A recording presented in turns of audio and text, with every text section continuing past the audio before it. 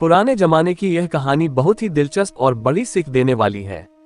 उस जमाने में राजाओं का राज हुआ करता था। भिन्न भिन्न प्रकार के राजा हुआ करते थे और विभिन्न प्रकार की उनकी आदतें हुआ करती थी। एक राजा ऐसे थे जिन्होंने अपने लोगों को ये कहकर रखा था कि अगर वो किसी की तारीफ में वाह कह दे तो उस व्यक्ति को इनाम में 1000 सोना मोहरे दे दी जाए। हालांकि यह राजा इतनी आसानी से किसी की बातों से या काम से प्रभावित नहीं होता था, इसलिए उसके आदमियों को कभी किसी को सोना मोहरे देने की नौबत आई ही नहीं। एक बार राजा अपने आदमियों के साथ शिकार करने के लिए जंगल जा रहा था। बीच सफर में एक बूढ़े आदमी का घर आया। राजा ने देखा कि वह बूढ़ा आदमी उम्र में 90 साल से भी ज्यादा का लग रहा है।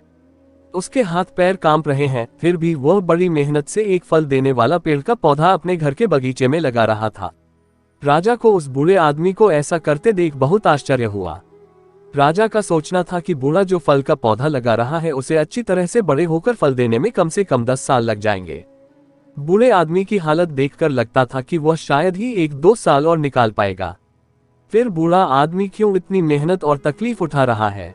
राजा अपने आदमियों के साथ उन्हें के पास पहुंचा और उसने यही प्रश्न बूढ़े से किया तो बूढ़े ने कहा, महाराज, अगर यही सोच मेरे दादा परदादा रखते तो आप मेरे बगीचे के इन कई पेड़ों को जो वह मेरी उम्र के थे तब लगा कर गए थे शायद यहाँ नहीं देख पाते और न ही मुझे उनसे फल खाने के लिए मिलते।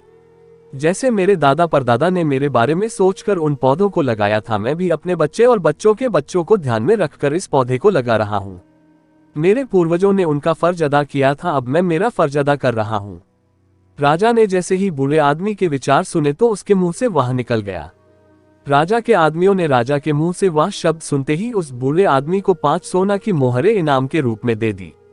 5 सोना की मोहरें पाकर बूढ़ा आदमी बहुत खुश हो गया और उसने कहा कि देखिए महाराज, आप कहते थे कि यह पौधा मुझे शायद फल नहीं दे पाएगा, लेकिन इस पौधे ने तो मुझे आज ही सोना मोहरे के रूप में फल दे दिया।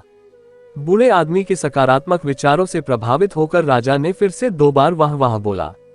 राजा के आदमियों को तो आदेश के अनुसार हर वह शब्द के लिए 5 सोना मोहरे देनी थी, इसलिए उन्होंने बूढ़े आदमी को 5 सोने की मोहरे और दे दी।